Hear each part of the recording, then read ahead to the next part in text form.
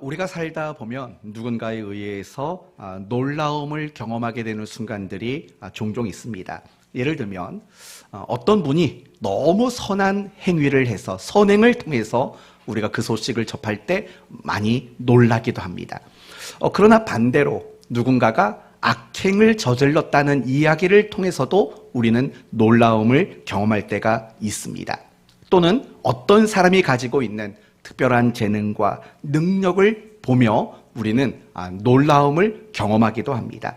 어떤 사람의 깊은 사랑과 배려심에 우리는 놀라기도 합니다.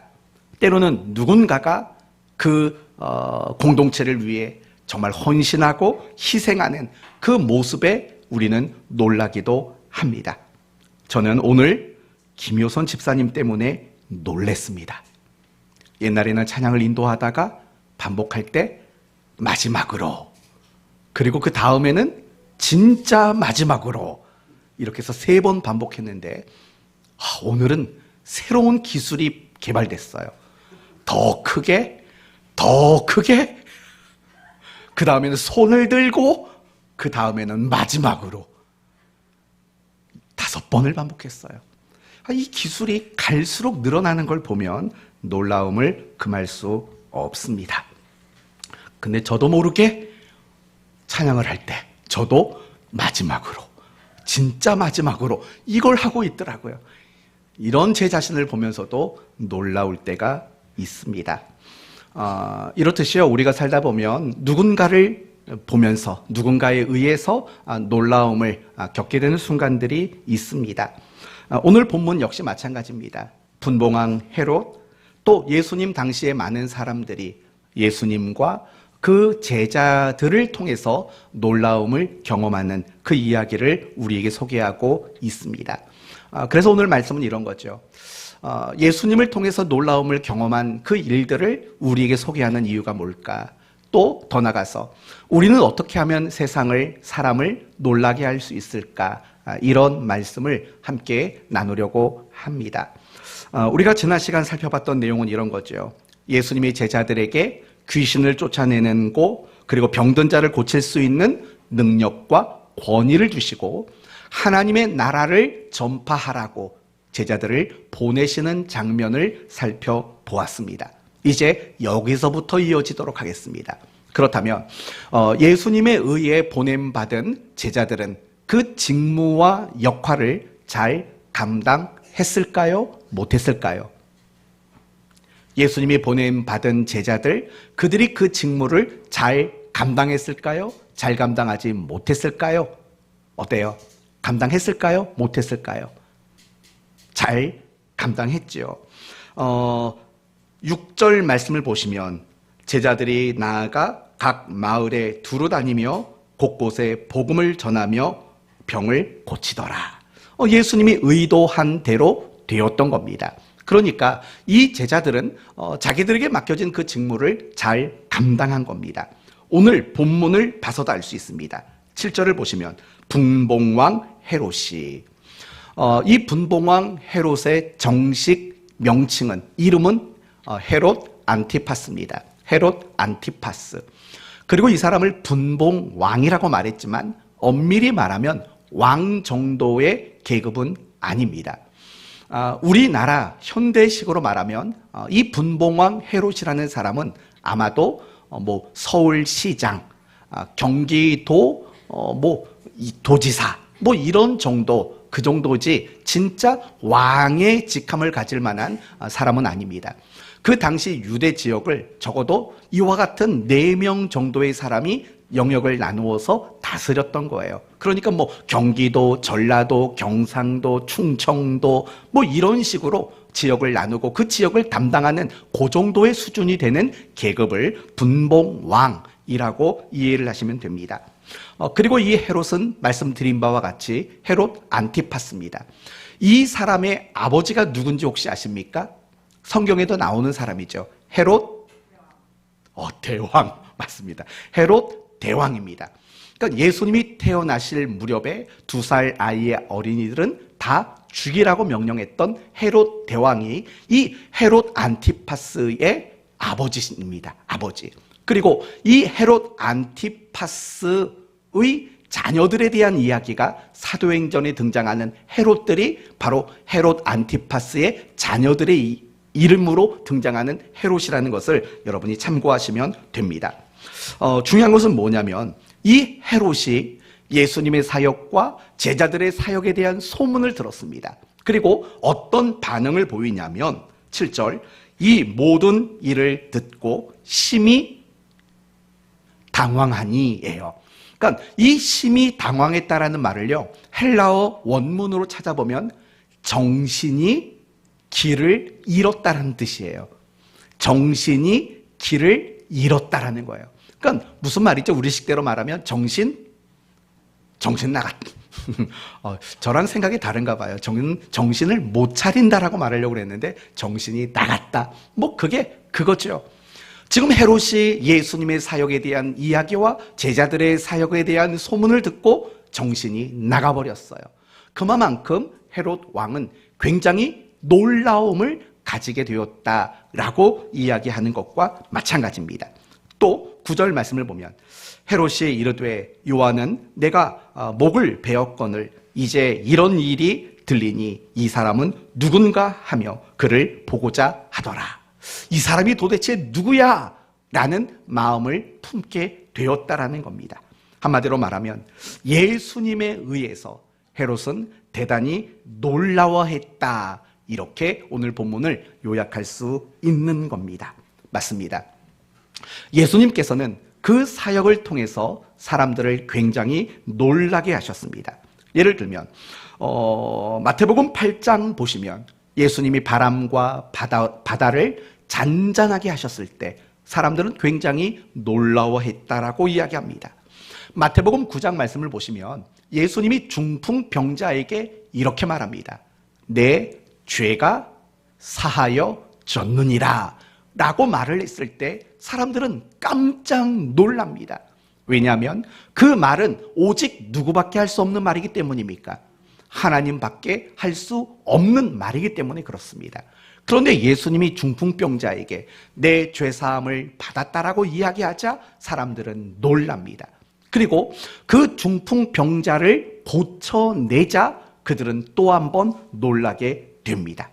뿐만 아니라 예수님이 그 시대에 소외당하는 자들이었던 세리와 죄인들, 이들과 함께 식사를 하고 그들과 교제하는 장면을 통해서도 사람들은 대단히 놀라워했다라고 이야기를 합니다. 마태복음 12장을 보면 귀신 들린 어떤 사람이 있었습니다. 그 귀신에 의해서 앞을 보지 못했고 말을 하지 못하는 사람이었습니다. 예수님은 그를 고쳐주셨습니다. 그러자 사람들은 또 대단히 놀라워했다라고 성경은 이야기합니다. 마태복음 27장을 보시면 예수님은 빌라도에게 재판을 받으십니다. 빌라도가 이렇게 묻습니다. 네가 그리스도냐? 라고 묻습니다. 그때 예수님은 이렇게 말합니다. 네 말이 맞다라고 말합니다. 이 대답을 듣고도 빌라도는 굉장히 놀라웠다라고 성경은 묘사하고 있습니다. 그리고 우리가 누가복음 8장에서 봤던 것처럼 군대에 귀신 들렸던 자를 고쳤을 때도 거라사인 사람들이 굉장히 놀라워했고 12살 먹은 아이의 죽음에서 그를 다시 살렸을 때도 사람들은 굉장히 놀라워했다라고 이야기합니다.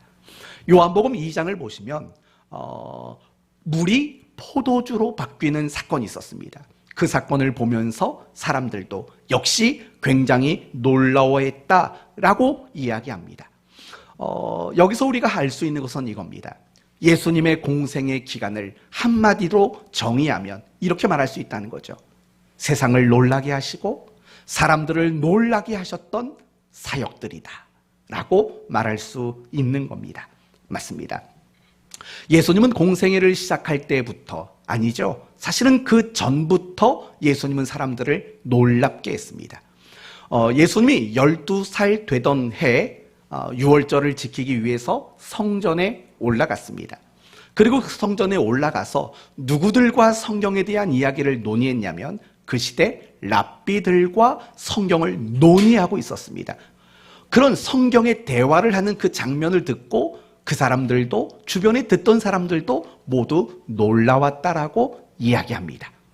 예수님의 탄생 장면도 마찬가지죠. 그 아기 예수의 탄생으로 인해서 동방의 박사들과 목자들, 그리고 그 시대 헤롯 대왕도 굉장히 놀라워했다라는 것을 우리는 압니다. 결국 예수님이 이 땅에 오시고 또 십자가에 죽으시고 부활하시고 승천하시는 그 모든 기간 동안 예수님은 세상을 놀라게 하셨습니다.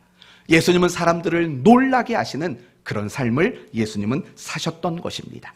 그런데요, 세상을 놀라게 하고 사람들을 놀라게 했던 이야기는 예수님만의 이야기는 아닙니다. 성경을 보면은 그 예수님으로 인해서 하나님의 사람이 된 많은 사람들이 세상 사람들을 놀라게 했다라는 이야기가 굉장히 많습니다. 예를 들면 사도행전 2장 말씀을 보시면 배우지 않은 언어로 방언을 말하게 됩니다. 베드로와 그리고 제자들이 방언을 하며 이야기를 합니다. 그러자 사람들은 굉장히 놀라워했다라고 말을 합니다. 사도행전 3장을 보시면 성전 어떤 문에 앉아 있었죠? 앉은뱅이가 미문에 앉아 있는, 제가 몰라서 물어본 건 아니라는 거 아시죠? 네, 여러분과 함께 이렇게 호흡하려고 묻는 거지. 가끔씩 성도들은 그런 오해를 하나 봐요. 목사님이 미문을 모르셨던 거 아니냐? 아닙니다.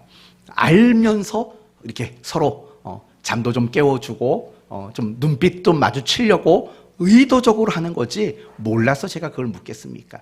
성전 미문에 앉은뱅이가 있었습니다. 그 앉은뱅이는 몇 년 동안 앉은뱅이였습니까? 이거 제가 몰라서 묻는 것 같습니까? 몇 년이죠? 네, 그래서 총 몇 년 동안? 그거 몰라요? 그럼 저도 말 안 해요. 네. 네? 저도 기억이 안 나요. 40여 살쯤 되었더라 라고만 얘기를 하죠. 네, 피차간에 그런 거고. 다시요. 그 앉은뱅이를 일으키고 나사렛 예수의 이름을 증거했을 때 그가 하나님을 찬송하는 소리를 듣고 사람들은 굉장히 놀라웠다라고 말합니다. 사도행전 8장을 보면 빌립 집사님이 사마리아 성에서 복음을 증거합니다. 그러자 특별히 그 사마리아 성 안에서 마술을 해서 돈을 벌었던 시몬이라는 사람이 굉장히 놀라워합니다. 그러면서 뭐라고 부탁을 하냐면 빌립에게 이렇게 말하죠. 내가 돈을 엄청 많이 줄 테니까 당신이 행하는 그 능력을 나에게 파시오 라고 말을 해요. 그때 빌립은 그 시몬에게 뭐라고 말하냐면 네가 네 돈과 함께 망할지어다 라고 얘기를 하죠. 여하튼 이 사마리아 성에서 사역했던 빌립 집사를 보면서 사람들은 굉장히 놀라워했던 거예요. 사도행전 9장을 보면 사도 바울이, 그 전까지는 이 사울이라는 사람이 예수 믿는 사람들을 박해했어요. 그런데 갑자기 한순간에 예수를 증거하는 사람이 됐어요. 그러자 사람들은 굉장히 놀라워했어요. 이렇듯이요, 성경을 보면 정말 세상을 놀라게 하고 사람들을 놀라게 했던 사람들이 많아요. 돌에 맞아 죽어가면서 하나님 저들을 용서해 주십시오 라고 기도했던 스데반을 보면서도 사람들은 굉장히 놀라워했을 것입니다. 자신의 재산을 다 팔아서 가난한 자들에게 나누어 주었던 바나바를 보면서도 사람들은 굉장히 놀라워했을 겁니다. 가난한 사람들이 많았던, 기근으로 인해서 가난한 사람들이 많았던 예루살렘 지역의 사람들을 위해서 예루살렘 교회 성도들이 먹을 것을 나눠주는 그 모습을 보며 그 시대 유대 사회는 굉장히 놀라워할 수밖에 없었을 겁니다. 바울과 실라는 감옥에 갇혔습니다. 그런데 그들은 찬송을 불렀습니다. 그 감옥 안에 있었던 많은 죄수들은 놀라워했을 겁니다. 그런데 하나님이 이 바울과 실라를 구호해 주기 위해서 지진을 일으키고 모든 수갑과 감옥의 문을 다 열리도록 만듭니다. 그러나 바울과 실라는 도망가지 않습니다. 도망가지 않는 그들의 모습을 보며 그 감옥을 지켰던 사람이 굉장히 놀라워합니다. 뿐만 아니라 바울이 로마로 가는 배를 타고 갔습니다. 그 배의 이름이 뭔지 아십니까? 알렉산드리아. 정확히 알고 있죠. 알렉산드리아라는 배를 타고 갑니다. 그러다가 큰 광풍이 일었습니다. 풍랑이 일었습니다. 그 태풍의 이름이 뭡니까? 잘난 척 해야겠습니까 제가? 유라굴로. 유라굴로입니다. 그래서 그 배에 타고 있었던 많은 사람들은 이제 우리 죽었구나 라고 낙심하고 두려움에 떨고 있었습니다. 그러나 그 중에 단 한 사람은 너무 평안하고 고요했던 사람이 있었습니다. 그게 누구였습니까? 사도 바울이었습니다.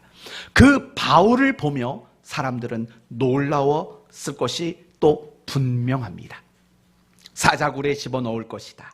7배나 뜨거운 풀무불에 넣을 것이다 라고 말하는데도 불구하고 신앙에 타협을 하지 않았던 다니엘과 그 친구들을 보면서도 많은 사람들이 놀라워했던 것이 분명합니다.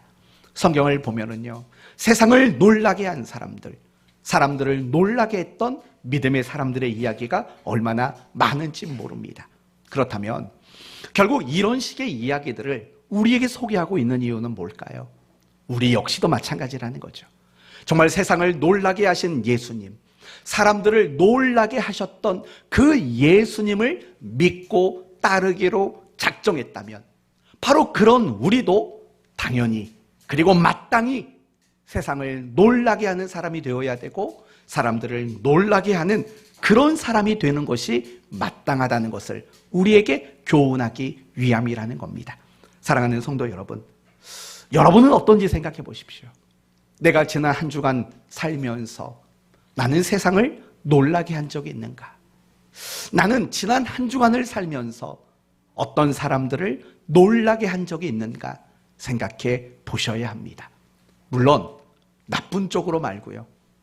나쁜 쪽으로 말고 운전하다가 마음에 안 든다고 창문 내리고 손가락질하면서 욕하면서 근데 룸미러에는 십자가가 걸려 있고 뭐 그런 방식으로 사람들을 놀라게 하는 거 말고요. 내가 정말 예수 믿는 사람답게 내가 정말 그리스도인답게 살면서 세상을 놀라게 하고 사람들을 놀라게 한 적이 있는지 생각해 보셔야 합니다. 먼저 이런 것부터 생각하셔야 합니다. 여러분은 여러분의 아내를 놀라게 하셨습니까? 지난 한 주간. 여러분은 여러분의 남편을 놀라게 하셨습니까? 여러분의 자녀를 놀라게 하고 계셨습니까? 여러분의 부모를 놀라게 하셨습니까? 왜냐하면 우리의 모든 신앙의 출발과 첫 적용점은 어디냐? 결국은 여러분의 가정이 되어야 하기 때문에 그렇습니다. 여러분의 가정이야말로 여러분의 신앙을 표현하고 여러분의 신앙을 입증해 내야 하는 가장 중요한 첫 장소가 바로 가정이기 때문에 그렇습니다. 그래서 10계명을 보시면 1계명에서 4계명까지는 다 하나님을 향한 계명입니다. 그리고 6계명에서 마지막 계명은 우리 인간과 관련된 계명입니다. 그 인간과 관련된 계명의 첫 번째 계명이 뭐죠? 오늘 왜 그래요? 그 첫 번째 계명이 뭐죠? 네? 다들 왜 그래요 오늘? 내 부모를 공경하라잖아요. 무슨 일 있었어요? 이사는 제가 갔는데 왜 여러분이 멍하세요? 이사 계획 중이세요? 네. 내 부모를 공경하라가 우리 인간에게 해당되는 첫 번째 계명이잖아요. 그 내 부모를 공경하라. 결국 그 첫 번째 자리는 어디인 거예요?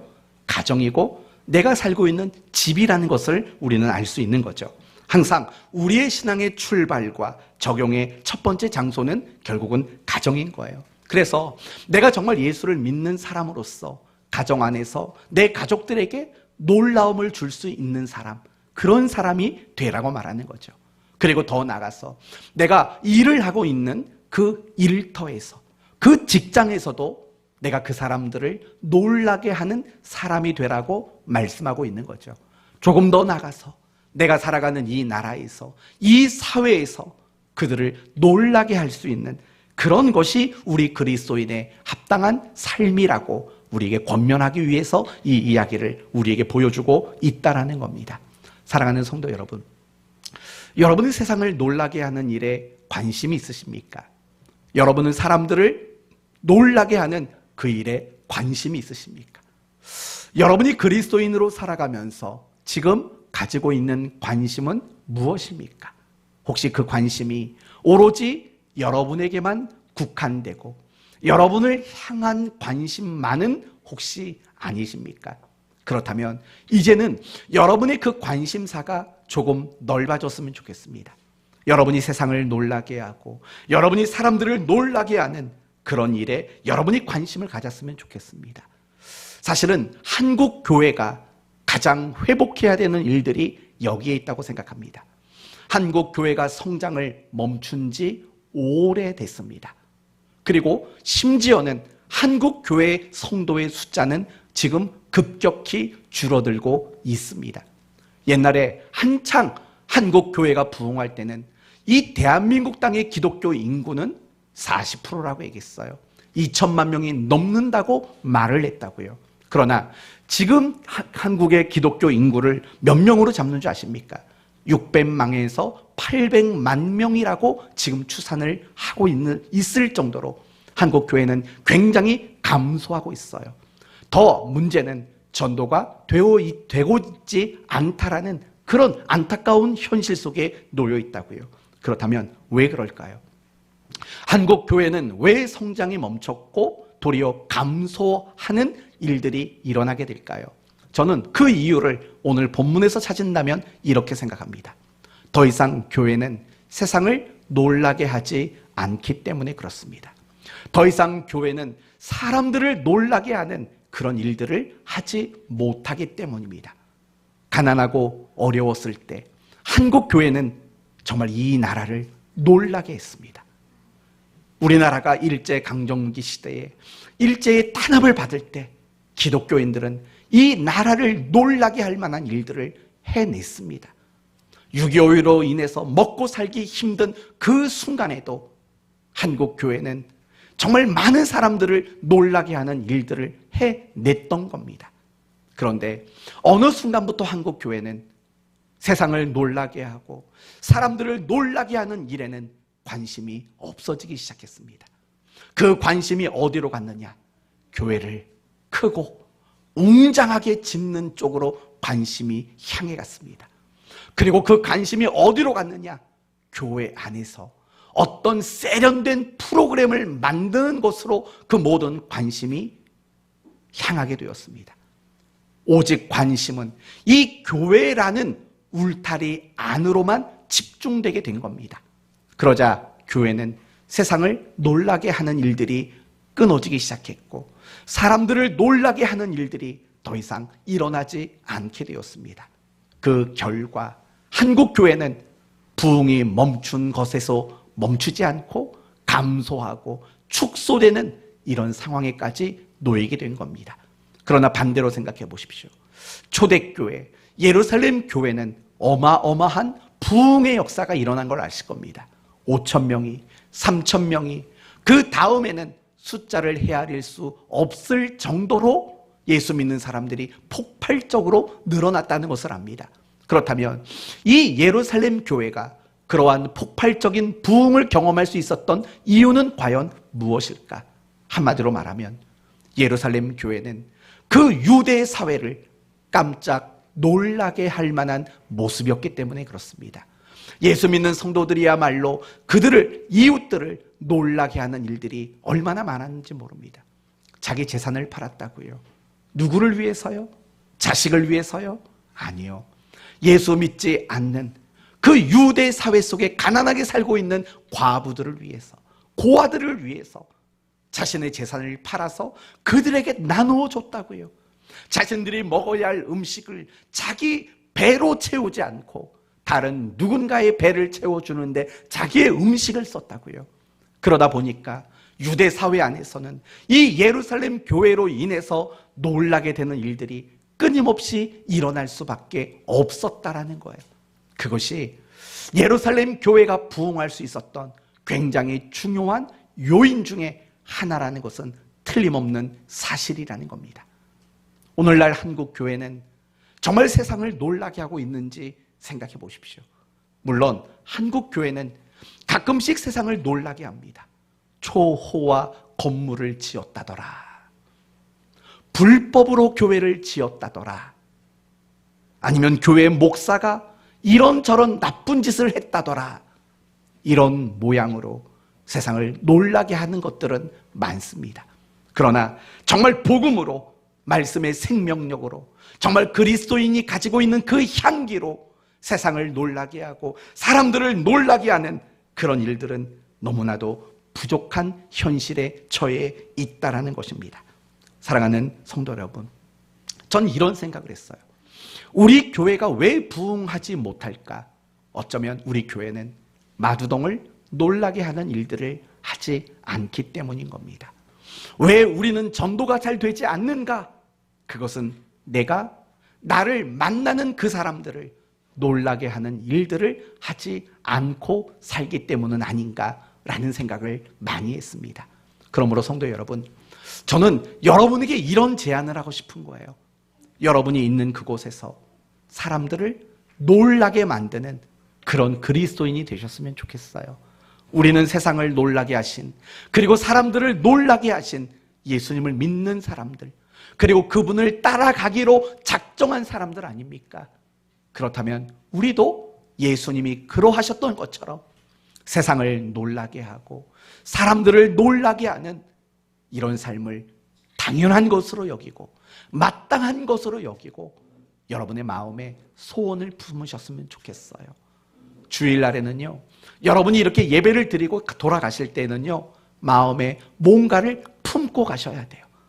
밥만 채워서 가면 안 되고 뭔가를 품으셔야 돼요. 말씀을 들은 것 가운데서 그것을 품고 여러분의 삶의 자리로 돌아가셔야 돼요. 그런데 제가 여러분에게 품었으면 하는 것은 바로 이런 부분이에요.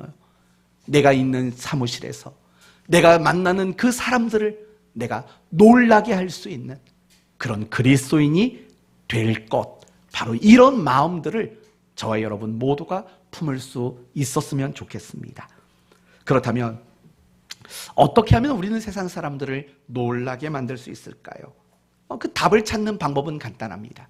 바로 예수님은 왜 세상을 놀라게 할 수 있었으며 예수님은 어떻게 사람들을 놀라게 하실 수 있었는가를 생각해 보면 됩니다. 제가 왜 이런 말을 하냐면, 여러분은 우리가 세상을 놀라게 하고 사람들을 놀라게 하기 위해서는 어떤 능력이나 어떤 남다른 재능이 있어야 된다고 생각합니다. 돈이 많거나 아니면 가진 게 넉넉해야만 사람들을 놀라게 할 수 있을 거라고 생각합니다. 그러나 그렇지 않습니다. 예수님이 세상을 놀라게 하고 예수님이 사람들을 놀라게 한 것은 그분이 가진 권능과 능력이 전부는 아니었습니다. 물론 예수님이 병든 자를 고치니까 사람들은 놀랬겠죠. 귀신 들린 자를 쫓아주니까 놀랬겠죠. 어떤 기적을 일으키니까 놀랬겠죠. 하지만 예수님이 능력과 기적을 일으키는 그 권능만 가지고 사람들을 놀라게 하지 않았다는 걸 알아야 됩니다. 마태복음 7장 28절 이하에 보면 이런 말이 나옵니다. 예수께서 이 말씀을 마치심에 무리들이 그의 가르침에 놀라니. 여러분, 여기서 말하는 이 말씀이란 산상수훈의 이야기 전부를 말하는 거예요. 그 말씀을 가르쳤더니 사람들이 놀랬답니다. 그러면서 그 다음에 나오는 구절이 뭔지 아십니까? 이는 그 가르치는 것이 권위 있는 자와 같고 그들의 서기관들과 같지 아니함이로라. 이게 초점이에요. 예수님이 가르치고 행하시는 모든 일들을 보며 사람들은 놀랬어요. 그런데 왜 놀랬느냐? 누구와 같지 않았다고요? 서기관들과 같지 아니함이로라 라고 말하는 거예요. 이게 초점이라고요. 예수님이 세상을 놀라게 하고 예수님이 사람들을 놀라게 한 것은 그분이 가진 어떤 능력만 해당되는 게 아니라고요. 서기관과 같지 않았다라는 거예요. 이 말을 다른 말로 말하면 예수님은 서기관과는 달랐다라는 거예요. 예수님은 서기관과는 달랐다라는 거예요. 거룩함이라는 능력, 거룩하게 하는 능력, 다름이 있었기 때문에 세상 사람들은 놀랐다라는 거죠. 여러분, 상식적으로 생각해 봐요. 그 사람이나 나나 모든 게 똑같다면 그 사람을 볼 때 여러분은 놀랄 수 있겠습니까? 못 놀라죠. 아니, 똑같은데 어떻게 놀랍니까? 우리가 누군가를 보면서 놀라는 이유는요, 그게 긍정적인 거든 부정적인 거든 나와 다르기 때문에 놀라는 거예요. 어떤 사람이 아주 끔찍한 일을 저질렀어요. 우리 그거 보고 놀래요. 왜 놀랄까요? 나는 그런 짓 못하거든요. 그러니까 놀라는 거예요. 어떤 사람이 너무 선한 일을 했어요. 우리는 그 사람을 보고 놀래요. 왜 놀래요? 나는 그렇게 선한 일을 안 하고 사니까. 그래서 놀라는 거예요. 우리가 누군가를 보면서 놀라는 것은요, 내가 그렇지 못하기 때문이에요. 나와 그 사람이 다르다는 것을 인식할 때 비로소 우리는 놀라움이라는 것을 경험할 수 있게 되는 거예요. 바로 예수님이 세상을 놀라게 한 이유, 예수님이 사람들을 놀라게 했던 이유는 여기에 있는 거예요. 예수님의 그분의 삶과 예수님의 그분의 가르침이, 예수님의 그분의 모든 삶의 기준과 가치관이 달랐다라는 거예요. 그래서 사람들은 놀랄 수밖에 없었다라는 거죠. 사랑하는 성도 여러분, 우리도 마찬가지인 거예요. 내가 있는 그곳에서, 일터에서 나를 만나는 누군가에게 놀랍게 하려는 이 삶을 살기를 원한다면 다른 어떤 능력과 실력이 필요한 게 아니에요. 뭐가 필요하냐? 적어도 그 사람과, 그곳에 있는 사람과 모든 면에서 다른 모습들이 있어야지만 그 사람들을 놀라게 할 수 있어요. 그렇지 않겠습니까? 그래서 성경이 우리에게 끊임없이 요구하는 게 뭔지 아십니까? 거룩을 요구하고 있는 거예요. 여러분, 거룩이라는 말의 뜻이 뭐죠? 거룩. 원어로만 말하면 잘라내다예요. 잘라내다. 막대기가 하나 있어요. 그 막대기를 가운데를 잘라내는 거, 그게 거룩인 거예요. 이제 똑같지 않다라는 거예요. 다르다라는 거예요. 성경이 말하는 거룩의 본질은 다름이에요. 다름. 그게 성경이 말하는 본질이죠. 여러분, 우리는 하나님이 거룩한 분이라고 말해요. 그 말은 무슨 뜻이에요? 이런 뜻이죠. 하나님은 지혜와 능력과 사랑과 안목과 권세와 모든 면에서 우리와 다르다라는 거예요. 우리는 우리와 다른 하나님이라는 것을 표현할 때 하나님은 거룩하십니다 라고 표현하는 거예요. 우리는 거룩하면 늘 뭘 생각하냐면 조선시대 양반들을 생각한다고요. 뒷짐지고 갓쓰고 어흠, 우리는 이런 것들을 거룩이라고 생각한다고요. 그게 아니에요. 거룩이란 다른 거예요. 그게 바로 거룩인 거예요. 근데 하나님이 우리에게 뭐라고 말하냐면 내가 거룩하니 라고 말해요. 그러면 이거 이 해석이 되죠. 내가 거룩하니라는 뜻은 뭐예요? 나는 너희와 세상의 모든 존재하는 것과 나는 어떻다? 오, 맞아요. 이제 돌아오셨어요. 다르다라는 거예요. 그러면서 뭐라고 말하냐면 내가 거룩하니 너희도 거룩하다. 이 말은 무슨 말이죠? 나는 다르다. 나는 너희와 인간과 다르다. 그러니 너희도 거룩해라. 무슨 뜻이죠? 하나님 백성은 하나님의 백성이 아닌 사람들과는 어떻게 해야 된다고요? 달라야 된다. 그게 바로 내가 거룩하니 너희도 거룩하다라는 말의 뜻인 거예요. 성경은요, 끊임없이 우리에게 거룩을 요구하세요. 여러분, 산상수훈의 가장 중요한 가르침이 뭔지 아세요? 거룩이에요. 거룩. 의예요. 의. 그래서 여러분, 산상수훈의 출발이 뭐죠?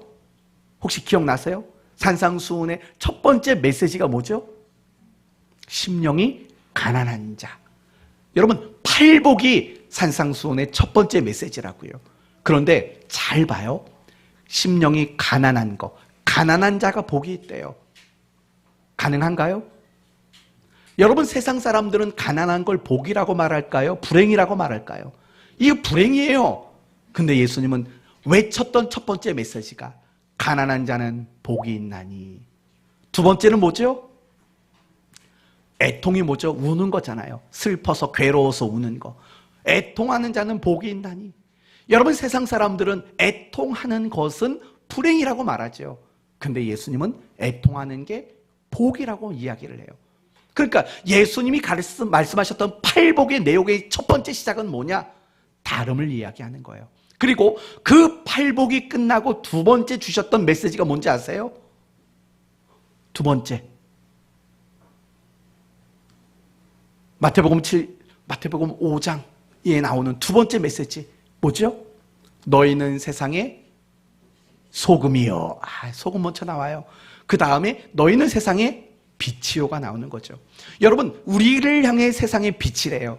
그러면 세상은 도대체 뭐라는 거예요? 어둠이라는 거죠. 그 말 자체도 다르다라는 거예요. 거룩하라는 거예요. 또 예수님이 뭐라고 말하냐면 이렇게 말해요.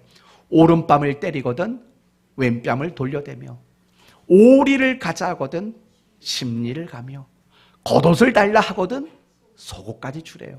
세상 사람들은 과연 그렇게 할까요? 안 하죠. 오른뺨, 만약에 여러분이 누구한테 한 대 맞으면 어떡하시겠어요? 두 대 때려요? 여러분이 그 정도만 할 것 같아요? 두 대가 뭐예요? 어퍼커트까지 날리겠죠. 이게 인간이라고요. 그게 세상 사람들의 삶의 방식이죠. 그러니까 하나님이 그런 우리의 본성을 아시니까 주셨던 말씀이 이거죠. 눈은 눈으로, 이는 이로라는 말하는 거예요. 뭐냐면, 야, 그렇게 자꾸 복수하고 싶어? 만약에 복수하고 싶으면 네가 받은 것만큼만 해.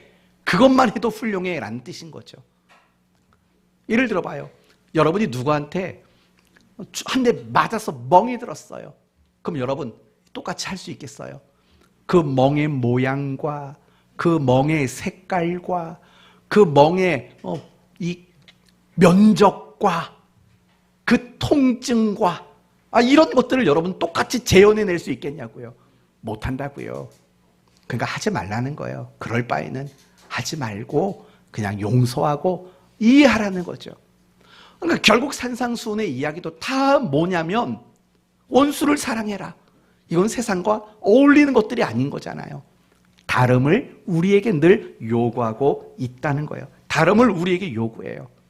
이게 우리 그리스도인들에게 정말 기억해야 되는 중요한 하나님의 요청사항인 거예요. 우리는요, 세상 사람과 같은 현실, 같은 공간, 같은 환경, 같은 시간, 같은 제도권 속에 우리는 살아간다고요. 그러나 중요한 건 뭐냐면 모든 게 다 같은 자리예요. 그래서 우리에게 필요한 게 뭐예요? 우리 돈이 필요해요. 여러분, 같은 곳에서 같은 제도권에 살기 때문에 우리는 돈이 필요한 거예요. 건강도 필요해요. 결혼도 해야 돼요. 차도 있어야 돼요. 그러기 위해선 공부도 해야 돼요. 자격증도 따야 돼요. 실력도 키워야 돼요. 사업도 해야 돼요. 같은 일을 해야 돼요. 그런데 중요한 건 뭐냐면 같은 공간에서 같은 일을 할 수밖에 없는 우리지만 어떻다는 거예요? 다르다라는 거예요.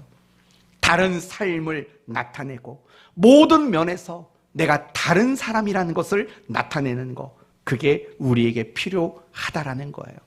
그리고 중요한 것은 우리가 이처럼 다른 모습을 나타내기 시작할 때 세상 사람들은 놀라기 시작한다는 거예요.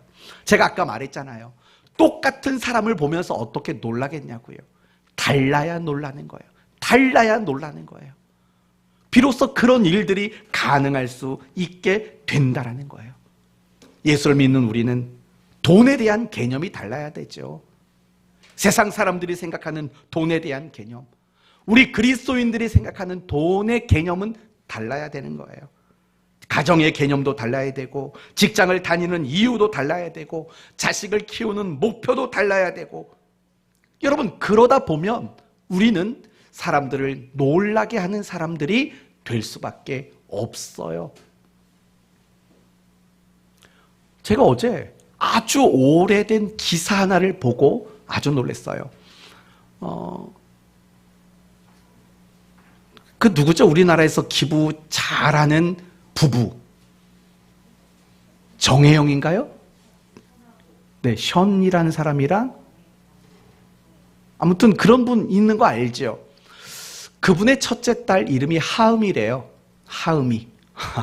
근데 이 하음이의 돌잔치에 들어온 모든 축하금을 다 기부금으로 냈대요. 그리고 션이라는 사람이 나와서 이렇게 말을 했대요. 보통 아이들 돌잔치 할 때 보면 이벤트가 하나 있잖아요. 돈, 청진기, 망치, 망치는 왜 갖다 놓죠? 목수대라는 건가요? 재판관, 그쵸? 목수인 줄 알았어요. 뭐 그거 놓고 명주실인가요? 뭐 그런 거 갖다 놓고 얼라가 그걸 이렇게 잡도록 만드는 돌잡이라는 걸 하잖아요. 근데 그걸 안 하고 그 하음이의 아버지가, 한번 제 얘기하는 것 같은데 꼭 하음이의 아버지가 이렇게 말했대요. 저희 딸 하음이는 오늘 이웃의 손을 잡았습니다 라고 말을 한 거예요. 어제 잠깐 그 말을 보는데요, 너무 달라요. 우리 같으면 막 축하금 들어오면 야 오늘 진짜 수익이 괜찮네 막 솔직히 뭐 안 그런 것처럼 그래요. 집에 가면 다 봉투 열어서 이 사람 얼마 했네 다 적어놓고 하잖아요. 뭐 안 그런 것처럼 그러세요. 그런데 그 사람은 기꺼이 그 돈을 기부했다는 거예요.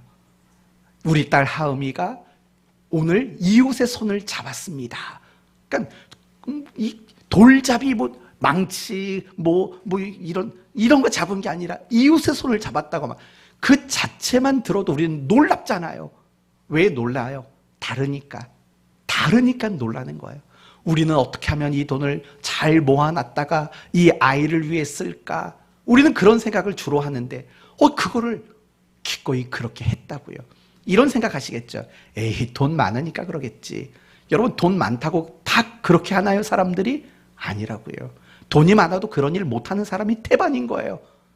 자식을 키우는 방법, 부모의 모습 사실은 다르다고요. 그런 다른 부모의 모습들이 사실은 아이들을 놀라게 하는 거고, 아이들이 그렇게 놀라면서 결국은 하나님을 보게 되는 거고, 그러면 그 아이들은 하나님을 의심하지 않는 자들이 되는 거고, 그 아이들은 또 사람들을 놀라게 만드는 거고, 사실은 이런 것들이 신앙교육 아닌가 싶다고요. 우리는 이 일들을 놓치는 거예요. 제가 이런 말 할 때 혹시 여러분이 상처받을까 솔직히 저는 걱정을 되게 많이 했어요. 여러분이 신앙생활을 열심히 하지만 혹시 그게 외식은 아니신가?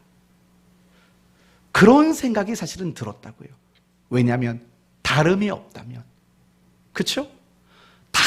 다름이 없다면 나의 신앙은 위선이 아닌가? 그런 생각들을 사실 많이 했다고요.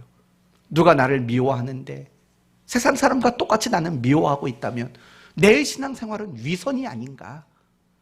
세상 사람들도 이것저것 욕심부리고 사는데 나도 똑같이 욕심부리고 살면 신앙생활 열심히 하는 게 혹시 외식은 아닌가?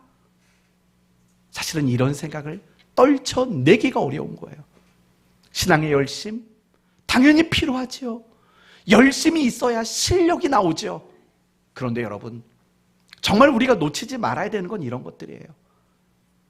내가 살아가는 그 자리에서 내가 그리스도인으로서 적어도 다름을 나타낼 수 있는 정말 그런 삶을 살아가는 게 우리 그리스도인 아니겠어요? 우리가 직장 생활하다 보면 고민이 많아요. 친구들과의 관계에도 고민이 많아요. 사람과의 관계 속에서도 고민이 많아요. 근데 이 모든 고민을 해결할 수 있는 답이 뭔지 아세요? 내가 그들 안에 다름을 나타내겠다. 사실은 이 마음만 품으면 해결될 수 있는 문제들은 사실 너무 많은 거예요.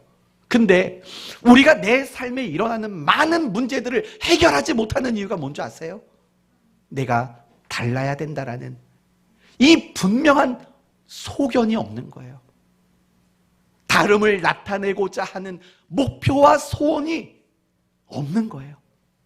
그러니까 우리는 끊임없이 사람과의 관계의 문제에서 어떤 세상의 일들의 어려움 앞에서 우리는 늘 갈등하고 힘들어하고 괴로워하는 이런 모습을 떨쳐낼 수가 없는 거라고요. 사랑하는 성도 여러분, 다르지 않는 한 우리는 세상을 놀라게 할 수가 없어요. 다름이 없이는 사람들을 놀라게 할 수가 없어요. 우리는 다름을 가지고 있는 사람들이 되어야 돼요. 물어볼까요? 여러분은 다름이 있어요? 예수 믿는 엄마로서 다름이 있나요? 예수 믿는 자식으로서 다름이 있나요? 예수 믿는 직장인으로서 다름이 있나요? 생각해 보셔야 돼요. 그 다름이 있는지 없는지 확인시켜 드릴까요, 말까요? 원하는 대로 해드릴게요. 확인받지만 찝찝할 수도 있어요. 확인을 받으시겠어요? 그냥 넘어갈까요? 그냥 넘어가기 원하면 패스라고 말해주세요. 아무도 안 하셨어요? 확인해 볼게요. 기쁨이에요.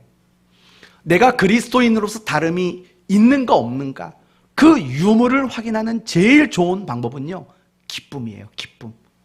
내가 아내의 자리에서 기쁨이 있는가, 내가 부모의 자리에서 기쁨이 있는가, 내가 학생이라는 자리에서 기쁨이 있는가, 내가 직장 안에서 기쁨이 있는가, 그거 생각해 보면 돼요. 기쁨이 있으면 다름이 있는 거예요. 그러나 기쁨이 없으면 다름이 없을 확률이 많은 거예요.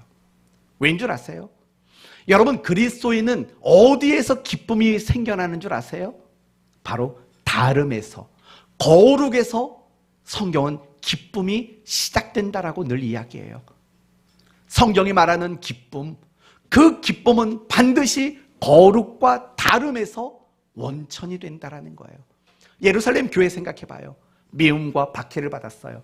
얼마나 고통스러운 시간을 가졌는지 몰라요. 그런데 여러분이 그 예루살렘 교회, 초대교회 성도들의 모습을 보면 그들에게는 항상 뭐가 넘쳐났죠?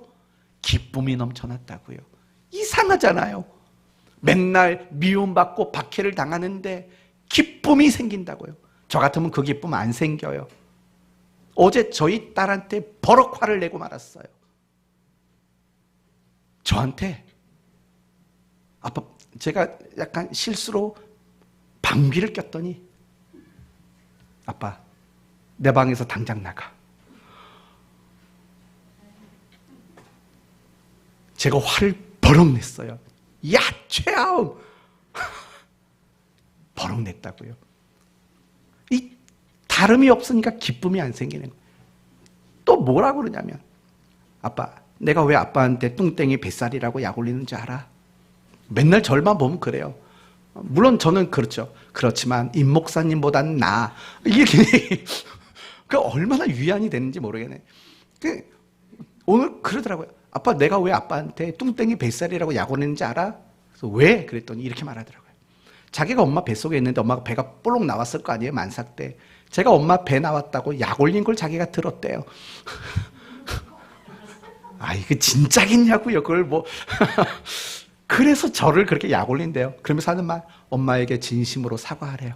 그러면 더 이상 그런 말을 안 하겠대요. 알았다고 했지요. 그러니까 제가 왜 이런 말을 하냐면 그거예요. 그리스도인의 기쁨은 다름에서 나오는 거예요. 다름에서. 제가 거룩하지 못하고 세상 아빠랑 다르지 않으니까 기쁨이 없는 거예요. 아빠 자리에서. 물론 없을 때도 있고 있을 때도 있지만 그런 거예요. 항상 그래요. 여러분이 사는 그 자리에서 내가 기쁨이 있는가? 환경과 현실과 상관없이 내게 잔잔한 기쁨, 잔잔한 평안이 있는가? 그거 생각하셔야 돼요. 있어야지만 여러분은 다름이 있는 거예요. 정말 기쁨이 없는데 신앙생활을 열심히 한다. 어쩌면 그것도 위선과 외식일 수 있는 거예요. 그러면 어떻게 다를 수 있는가? 간단히 말씀드리고 마칠게요. 세 가지 말씀드릴게요. 첫째는 하나님께 대한 충성된 마음이 필요해요. 하나님께 대한 충성된 마음.